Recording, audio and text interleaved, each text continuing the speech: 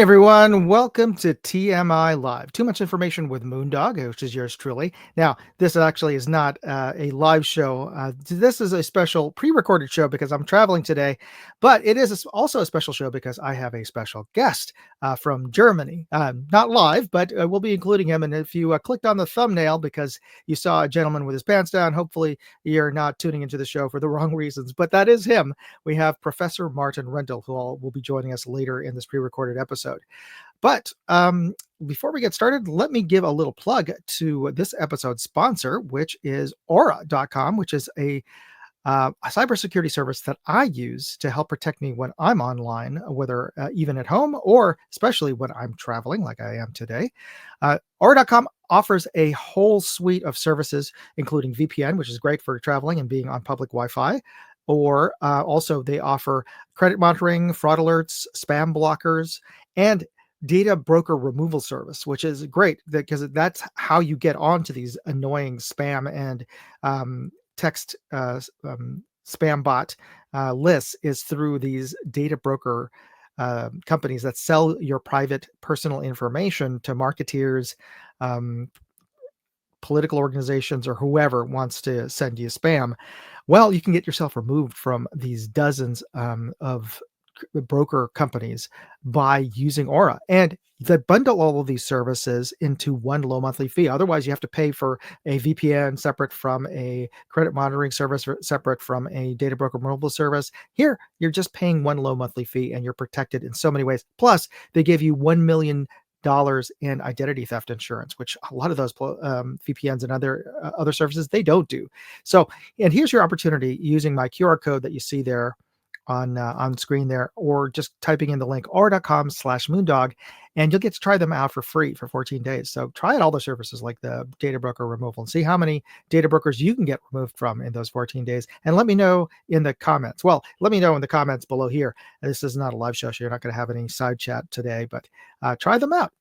All right, so let's get started. Usually in every episode, I like to give away a prize, and we have a mystery brand that I usually have to show, and we have a piece of software that finds the correct answers, and you're entered into a drawing. But since this is not a live show, today we're going to do something a little different.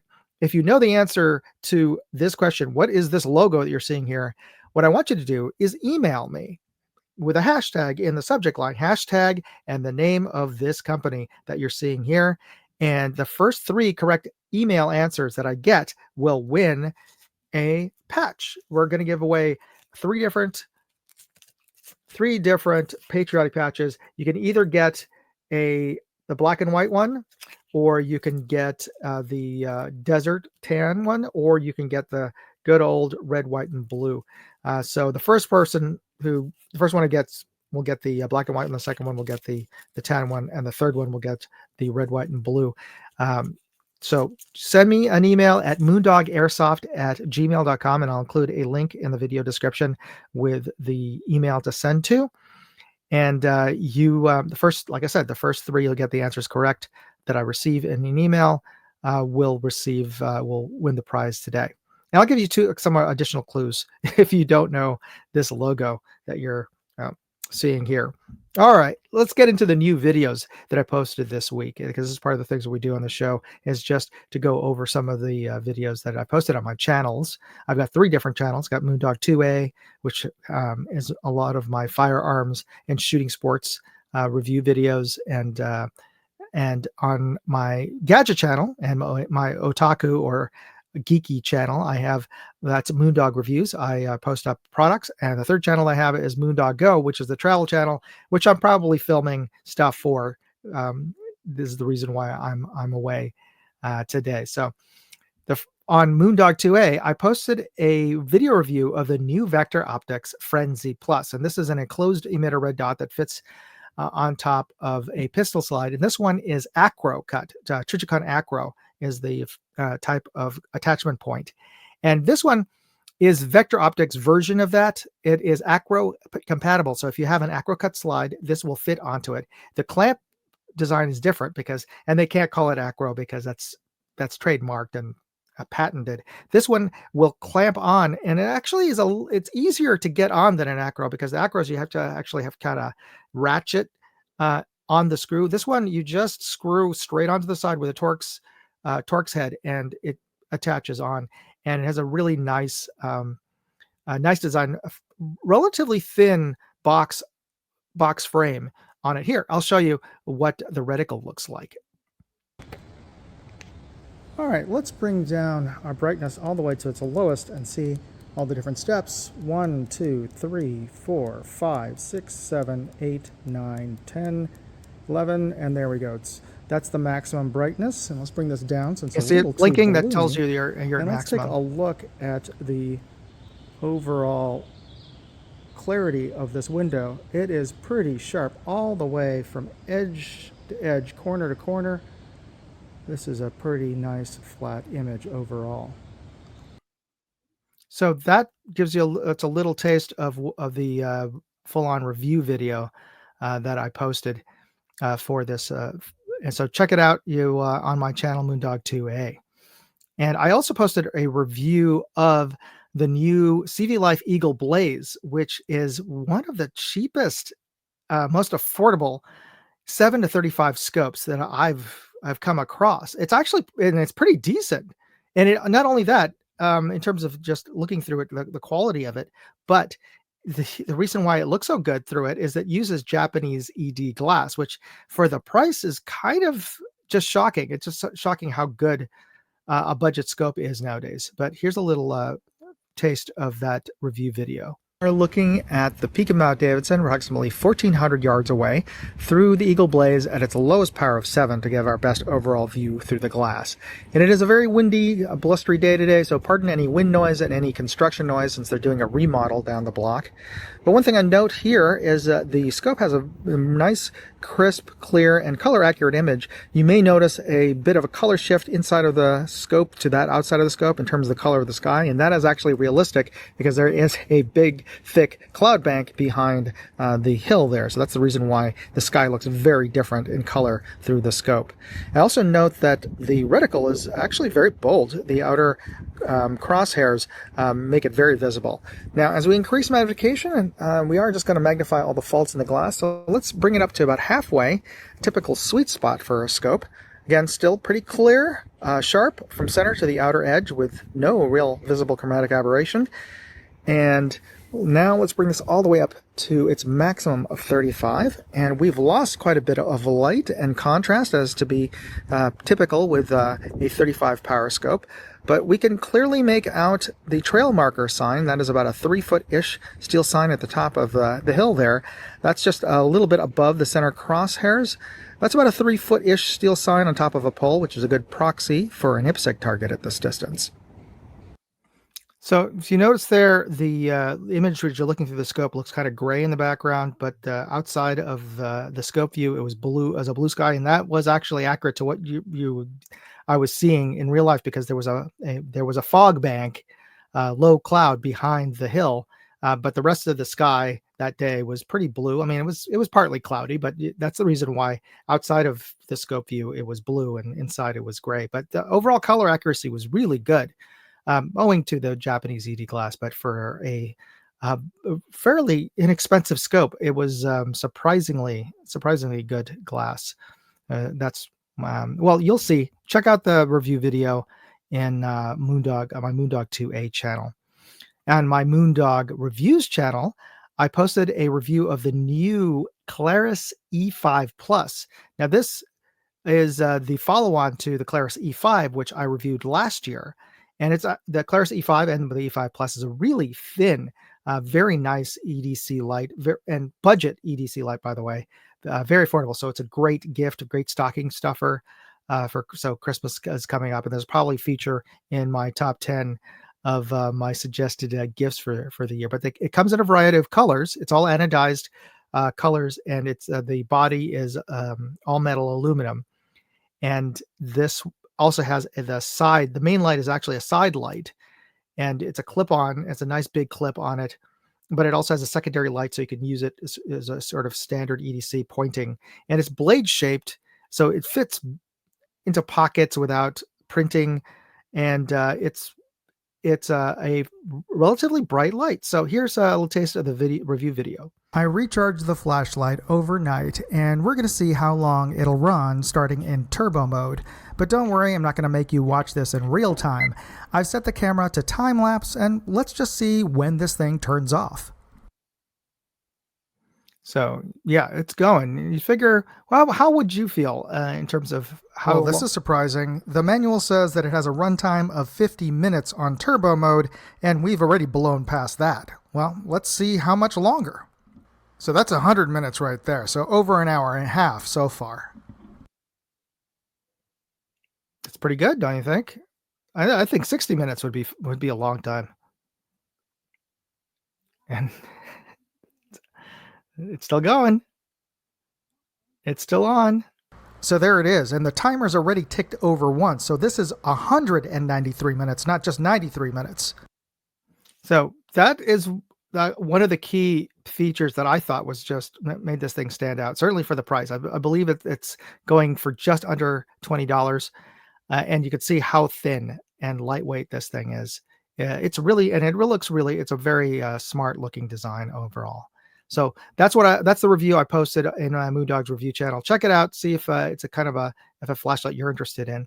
And on my Moondog Go channel, which is my travel channel, I've been posting a series of videos that I filmed while at Universal Hollywood. And at Universal Hollywood is the only Nintendo Super Nintendo land outside well, actually it's not.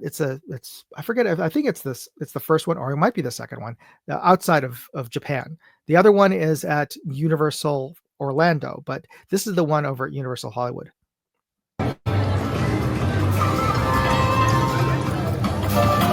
the green part, and just start drinking. Go a little bit faster. That's perfect. Keep it going. Keep it going. Just like that.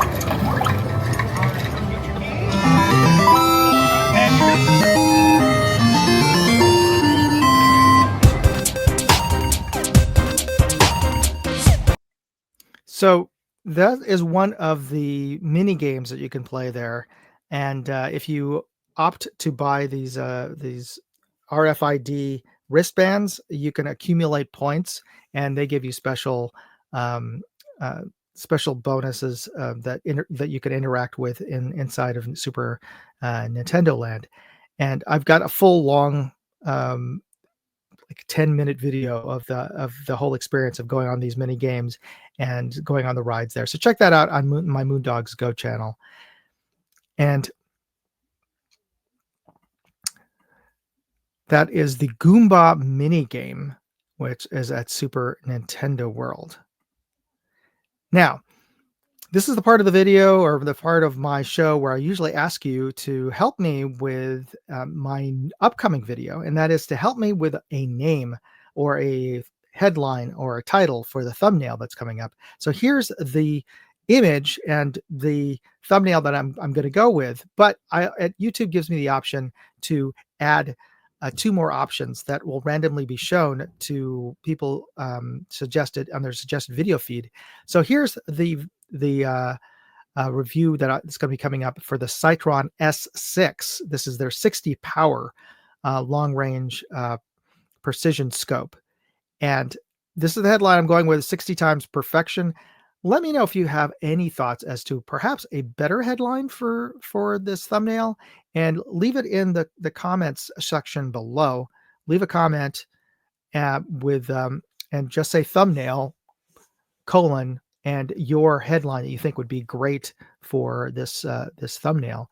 And if I like it, if you get enough votes, thumbs votes on your suggestion, then I will make an alternate thumbnail to put into the YouTube testing feature that they have when I publish videos. All right. Here's your first non-visual clue for the name of this brand. This is the mystery brand here is a German car company that was founded in 1937, and its name in German literally means people's car.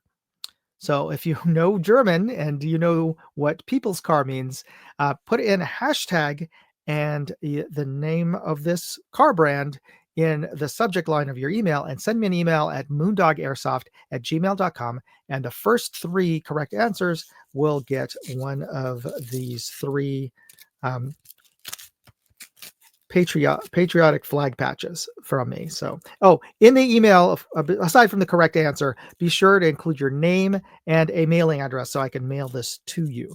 All right. So, in the subject line, put the hashtag and the name of this car brand that I've given you a clue here, and put in the body of the email your name and your mailing address for your patch. So the first 3 are going to win.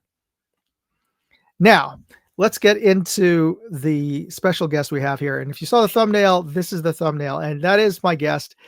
He has his pants down and he's giving a demonstration of one of his unique designs. He's an award-winning industrial designer, and he designed a toilet of all things. And this is a demonstration he gave. So in Germany, and to the media actually. And this was part of he showed this as part of a TED talk he gave at Chiang Mai, which is in Thailand.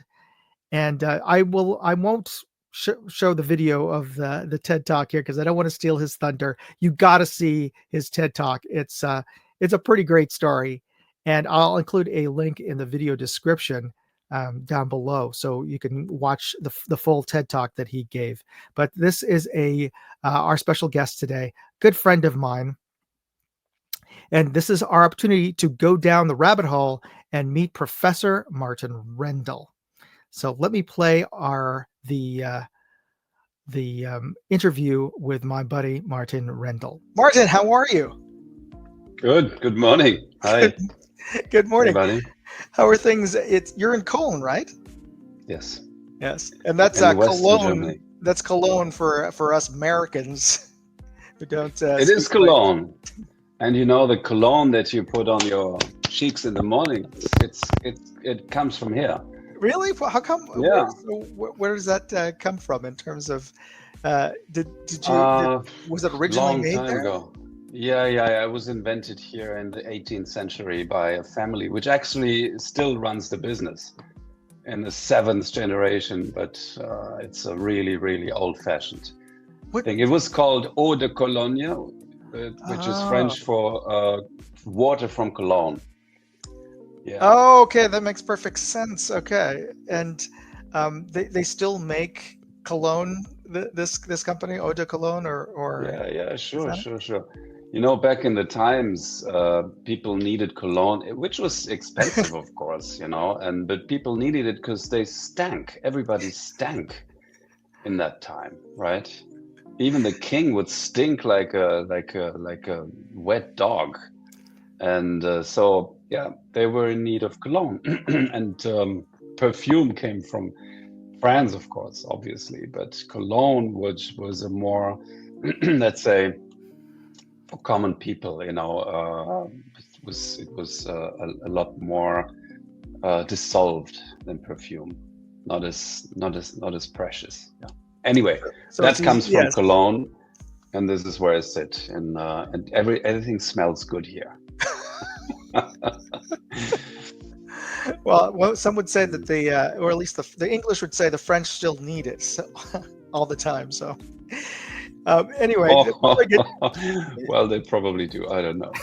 Before I get sidetracked on that, let me introduce the folks to you in terms of how do we know each other from school, and we went to Art Center Europe together in Switzerland.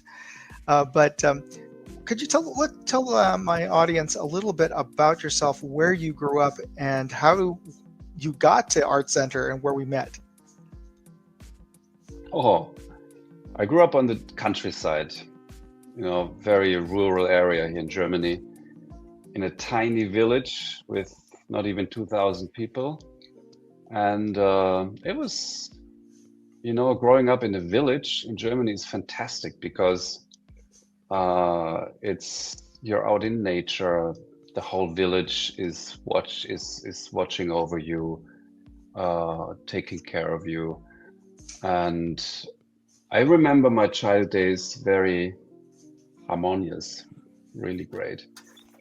Yeah, and but at some point when you're 18, you want to see more of the world. So um, I started studying design because it interested me. I don't know, I didn't want to do what my dad did.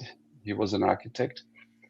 Um, but still, I wanted to do something creative, so I chose design. And after maybe 2 years studying in Germany, it started getting boring.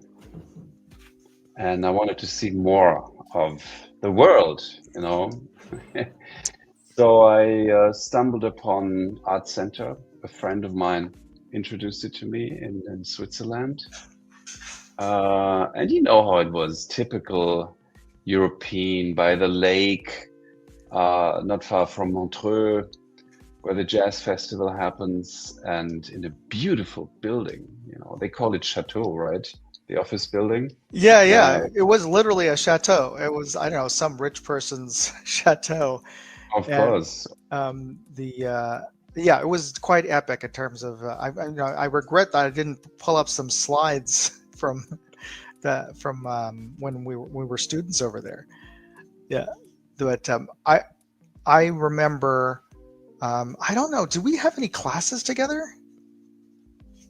No, because I was studying product design at the time, and you were a graphic designer and illustrator, right? Yeah, it was communication, or was it communication design? I forget what the Yeah, probably yeah. communication design. Yeah, And but I don't know how we met. I mean, you seemed like an interesting, funny guy, and and it was uh, it was good to have Americans at the school because it well, it was was an mainly American school, right? Europeans.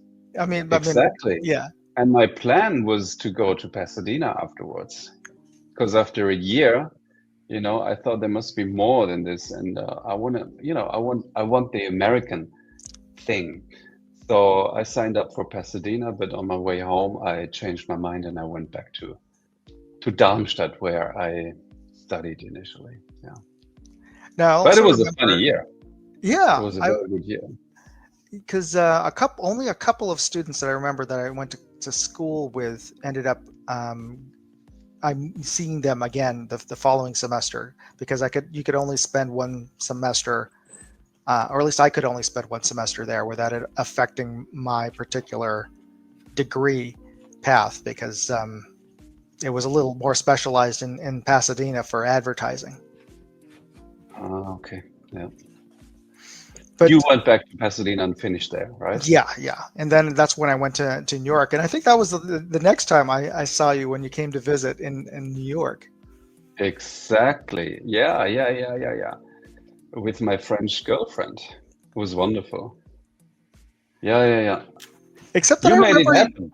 You yeah, made it happen. Do you that's remember? right. Yeah, because I Yeah, was working on mobile fuels at the time. exactly. And Hmm. I reached out to you to help with a presentation and coming up with ideas to redesign the Oil the bottle. yes, exactly. You do remember. Yes, of course. Yeah. And then it didn't work out, instead of, however, you talked to your agency and you organized two flight tickets to New York. Yeah, and let us Yeah, stay at your apartment, and it was very bohemian, very, very romantic, and I remember everything was it was really, really nice. When was that? Long time ago. I must. 93, Yeah, something? yeah, exactly. Yeah. It was like one of my the first year or the second, really the first year that I was there because I came in like in the middle of '92. The only other thing I remember that I hope you don't remember was that you got sick while you were there. Well, I you were know, visiting. but only one day. Okay, good. Yeah, yeah. And you knew Giselle already, right? No, no, In I didn't meet her 93? for I didn't meet her for another 3 years. Oh, okay. Yeah. Okay. So, okay. Anyway, long time ago. We talk like two old men, which we are not, Tom. But a lot of has happened since the last time I saw you, which was we were reminiscing that it was like in Mm, 1998 was the last time we met face to face. You came to visit mm. California, and but you became No, no. I came to your wedding afterwards. Oh, Don't you right. remember? Yes, yes. So that was already 2000. But again, California. California, yeah. Hmm. San Francisco. And you eventually went to started. So let's get back to like what happened, because I know that you had started a design firm, and then how did you get into how did you become Professor Rendell? Mm.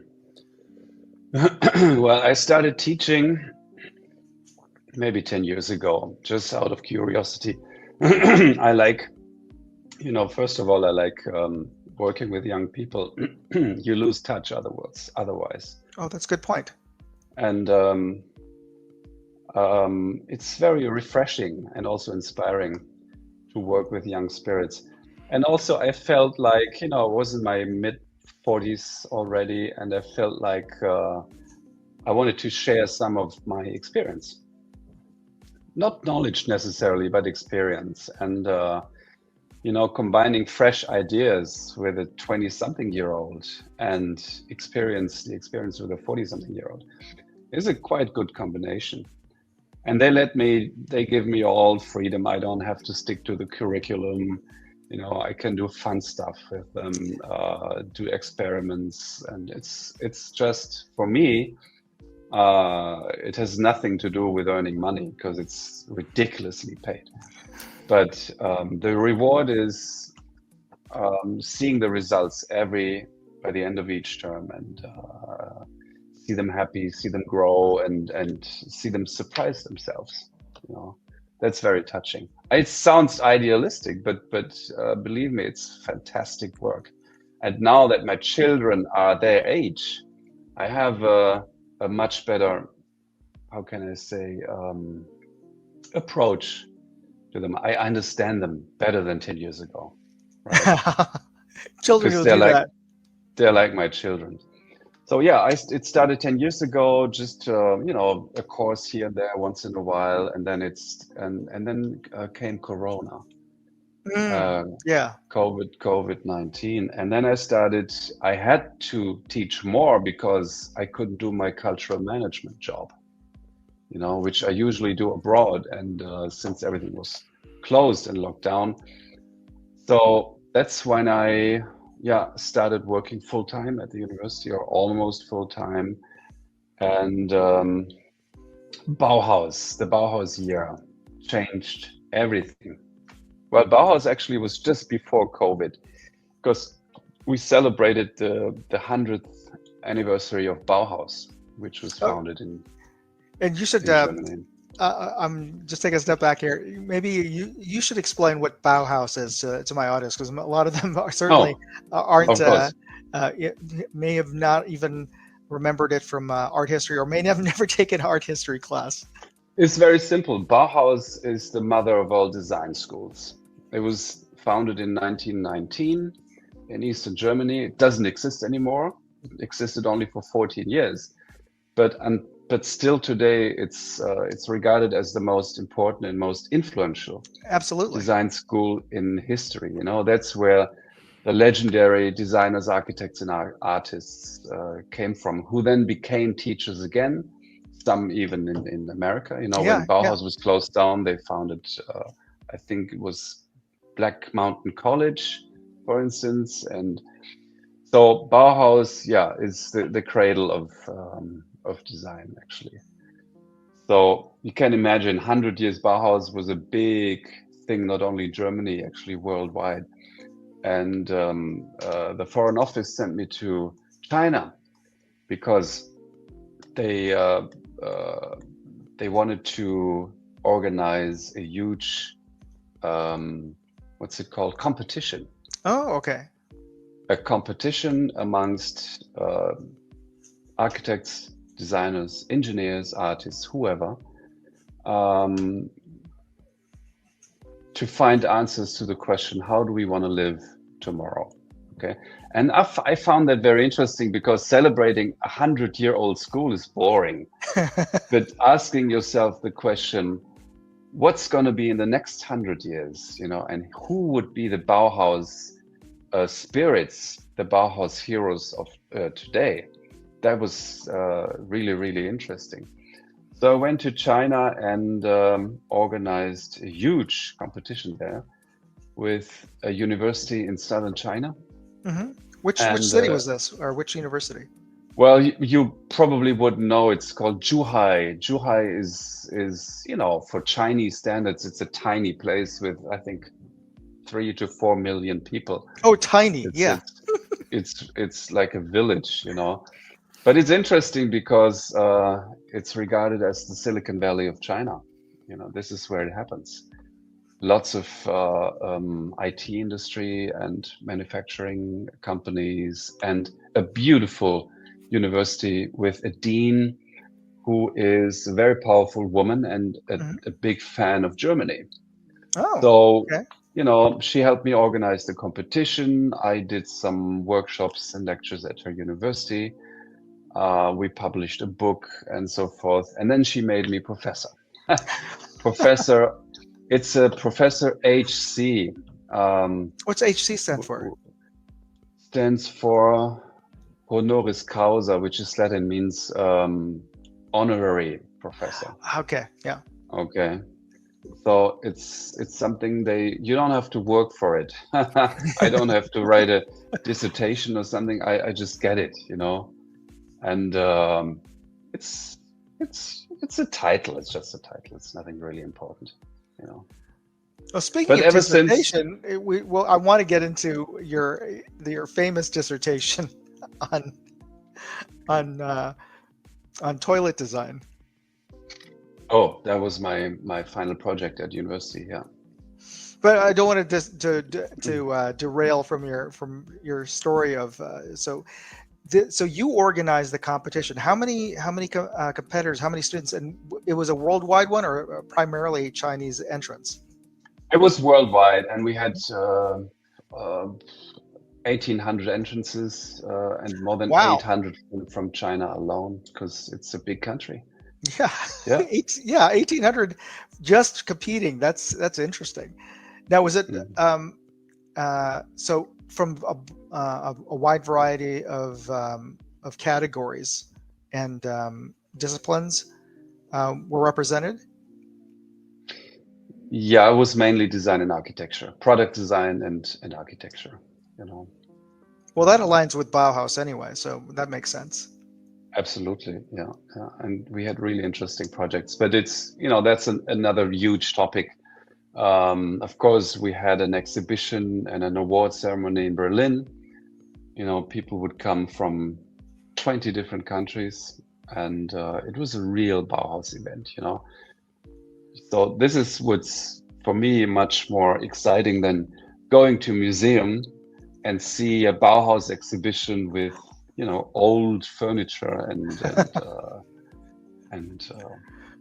plates and cups, which is nice too. But I'm more the future guy, not the past, the Yeah. history So guy. this was 10 years ago now that It happened. was 6 years ago. 6 years ago. 6 years. Yes. Then came COVID, and since I was a professor anyway, I started working more and more at different universities in Germany, also because online teaching Oh yeah, came, yeah, yeah.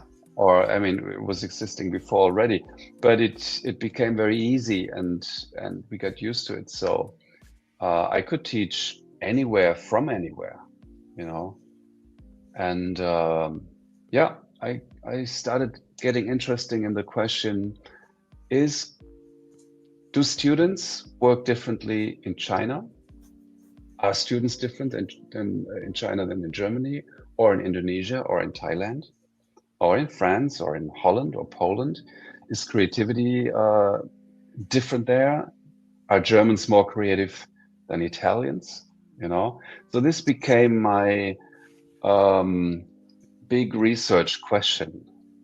And universities started to invite me to give a workshop or a lecture, and that's so much fun. It's so much better than going to the same university every week, and teach classes. Yeah. So I So travel and teach how many at universities really now exciting. have you Oh, taught at? Jesus, I haven't counted them. You Many, should. many, many, many, really. Yeah, yeah. And interesting ones, it's um, a campus in Bandung, Indonesia is so much different to a campus in Germany, because students are living on the campus. They Oh, spend 24/7 together. They work together, they live together, they just spend a lot of time together, and that creates a unique atmosphere. And yeah. So this is how you create excellence. You gather bright young people and give them perfect conditions for working and living and see what happens. And after 4 or 5 years or so of hard study, um, you have real good professionals entering the world. Yeah. And this is a well, let's say it's a professor's responsibility to prepare young people as good as you can for um, creating the future world, because that's the people who do it. A that's a 20 good year point. old today will run the world in another 20 years or 25 years. Okay, you have to prepare them for that. Yeah, even though they want to do it now. Yes, right. Like in Silicon Valley, they Yeah, do actually. yeah, in many ways, or at least they, yeah, and most of them think that they deserve to run it now. Yeah, well, sure. Now, when you've been teaching, do you, if you're doing it remotely, do you find it's a lot harder to crit work when you're looking through a To camera, to give criticism on or feedback on work when you're looking through it through a camera? No, it's Hmm. not. It's actually it's a paradox because you might be 10,000 miles away, but this situation which we're having right now, it also creates a certain intimacy, you know.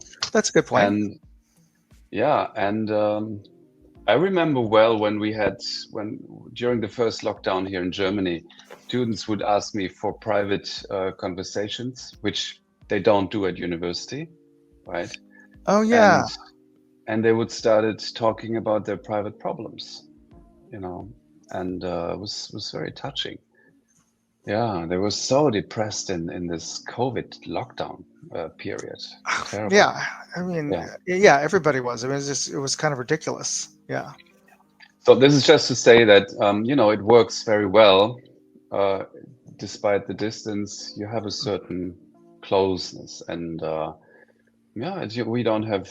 I don't find it difficult at all to talk about it. But mostly it's flat design, right? Because I'm here in Germany. I'm working at the media Hmm. faculty, so it's pixel movers. It's no Okay. more product design. Yeah, Ah, for okay. product design, yeah, probably that's a good point. Probably it's a bit more difficult in product design because you need to touch, you need to feel the surface, you need to feel the volume of a product, and it's a lot easier in live sessions. Yeah, For there's sure. certain. I mean, I was just thinking about it. You could, conceivably hook up, your 3D CAD programs and be able to see what they've created in that aspect. But to your point, a lot of the aspects of product design that I learned from you was just physically getting hands on and feeling the texture, feeling the materials and the shape of it in your hands, which you can't do looking at a 2D picture of what it is that you're creating, whether it's a mock-up or Yeah. whatnot. Right. But I think it's good to combine. I still do online sessions sometimes with my German students because teamwork is so much more efficient. You know, you create these virtual spaces, Hmm. virtual they call it breakout rooms Yeah. in Zoom, and then they do teamwork, and I can hop from space to space and mentor them and give advice and help them. And it's amazing what you can do in 3 hours with a bunch of, let's say, 20 people. It's just amazing. It's so much more efficient and fast than in class, you know? Because in class, what you do is you have to, you can still work in teams, but then you have 5, 6, 7, 8 tables with lots of, there's noise and there's movement in the room. And it's just not so much focus. So yes, I love online work, but I also, of course, I prefer live work. But the combination is good. You know, Now, it's a speaking new of, way of teaching. It's teaching has changed forever since COVID. So oh, thank you, yeah. COVID, for making this happen. You know, this development. Yeah. To, yeah, it pushed ahead a lot of trends that are happening in terms of, I mean, I worked with a client of mine for, gosh, almost 20 years. And for the most of that time, it was remote wherever, wherever I happened to be. And, just the normalizing of working remotely. And as you mentioned, being able to travel and work somewhere else um, is very invigorating and inspiring as a designer, and changing your environment and meeting new people. And you don't get that often um, when you're working for a normal design firm in a traditional way, because you're often, unless you're going to client meeting or doing some research, you're often just in your office all the time, going to the same Yeah. office. So Mhm. yeah, absolutely, you're absolutely right in terms of the silver lining to being locked down is that we got this push ahead in this kind of technology. Mhm. Now, I wanted Mhm. um, to ask you, one of the things in terms of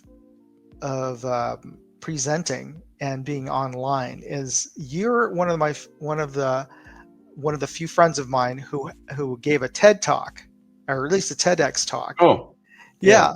and I remember, I don't know, you probably maybe sent the link originally. I'm assuming that's how I saw the TED talk that you gave in. It was at Thailand.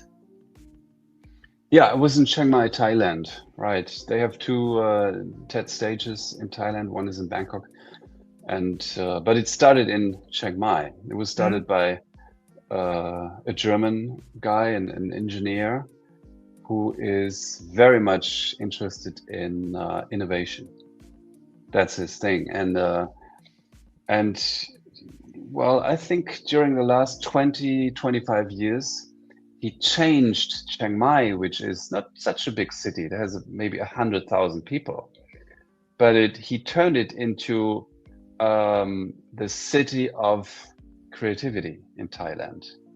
So Chiang Mai is regarded as the creative hotspot, not Bangkok or any other place, right? And today you find all the digital bohemians sitting around in Chiang Mai because it's beautiful, you know, it's warm, the food is excellent, it's cheap, living is cheap, and the internet is very, very fast. So, you know, since you have this crowd of international creative people, it was almost logic to start a TEDx stage in Chiang Mai, and he's doing it for quite some years. Yeah. So how did he invite you? How did you get to know him and give a talk there? Um, I 6 or 7 years ago, I had an exhibition in Chiang Mai at the design center, and I remember the in Bangkok, people would tell me, "What? You're going to Chiang Mai? You don't know Martin?" I said, I'm Martin. No, there's the other Martin, he's also German and he's running the place, Everybody knows Martin. So they gave me his number. I called him and I said, people said, I have to know you because, you're the guy, you're Martin. And I'm also Martin. So, what can we do together? And he helped me out for a few things Hmm. for that exhibition. And that's how we became how we became friends, and we started meeting regularly. Whenever I'm in Thailand, Hmm. and I'm often in Thailand, I go to Chiang Mai and we hang out. And he's a very interesting guy. Always nice stories to tell, and interested in many things. So yeah, I think it was 2 years ago. He called and he said, "Look, we have a theme for the next TEDx conference, which I think fits perfectly what you do. So how about you give a TED talk about Bauhaus?" And I said, sure, no problem, no problem. Okay. And then I prepared a Bauhaus TED talk, and it started boring myself. The the more I got into it, the more I thought, no, this is not a TED talk. This is a lecture, but a TED talk and a lecture are two different things. A TED talk should be entertaining. There should be, it should have something deep, something fun, something superficial, something to give, some, I wouldn't say teach, but something that you leave with people, a Right. morale, or that one sentence in the end that makes you think about. And that Bauhaus, yeah, of course you can do a TED talk about Bauhaus, but I don't want to be bored myself. I want to entertain myself and the audience. So um, as a last minute thing, I changed the whole TED talk, which made him very nervous, you Ah, know, okay. because he's a perfectionist, man. He wants to have things, in order and well prepared. And so it made him nervous. It made me nervous too. But he gave me a coach, and that was a great, great thing. So this TED community, you have to know that people organizing, you need a big staff. You need at least 30 people, right? Even for a fairly small TED conference like Chiang Mai. But there's a lot of organization in the background. And one of these people is actually the CEO of a company in Japan. I think Oh, he's Australian. okay. Uh, and he is a coach and advisor for other CEOs, right? He's running a consulting company. And Oh, because he likes TED, he's as a free time uh, he's a free time consultant for TED speakers. So he gave me that guy, and he was one of my best teachers, I must say. We worked very intensely together, how much time did this and take? oh boy, weeks. The thing with TED is you have to. Whenever I give speeches or lectures, Mhm. I never prepare the text, the sentences I'm going to say. Of course, I have a concept and I have Yeah. a skeleton of words, but I do the speaking on stage, not ready-made sentences. But in a TED talk, every sentence has to be ready before the talk. So you have to learn it by heart, which I hate. I hate it.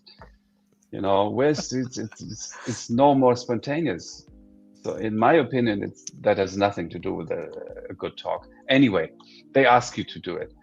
So you have to do it Is it 40 times, 50 is it times is before it you just before you they do that just because that's the process that's worked for them?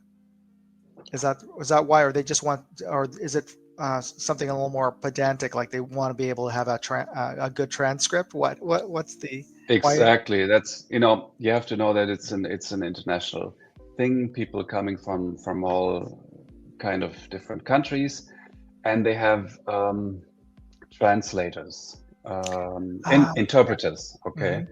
So if you're from, let's say, the Philippines and you don't understand Thai or English, they put something in your ear, and then you can choose your language, right? It's like a UN conference, very very international. So that's a good reason why you have to hand them your manuscript, your text beforehand, so they can translate it in different languages, and it's all ready for the live gig, right? But that's so much more work for you as a speaker. You True. have to know almost every word by heart, and it's just a long process. But it's not only the learning it by heart. You also have to learn how to perform, Yeah. how to shape a story and not make it too long and not too short. And so you need a coach for that. Yeah. And also, how do you speak? How is your gestures when you're standing there on the stage? Do you use props? And so many questions. Of course, I had given talks before, right? Yeah. Yeah. But a TED talk is different. Is different. They're just bloody American perfectionists, and if you combine that with a German organizer, it's even worse. It's hell. But I must say, I'd recommend everyone to do it because it's just so exciting to not only to be on stage, but you get to know the other speakers, which usually come from different countries, and you have all these different topics, and the atmosphere in the room, is pure excitement because people in the audience are not regular people. The TED audience is more curious than other people, and it's usually more uh, uh, cultivated, I'd say. Yeah. Right. So do it. Whether you sit in the audience or be on stage, it's both. It's I think it's very, very a good experience. All right. So that is my conversation with my buddy Martin, Professor Martin Rendell of Germany.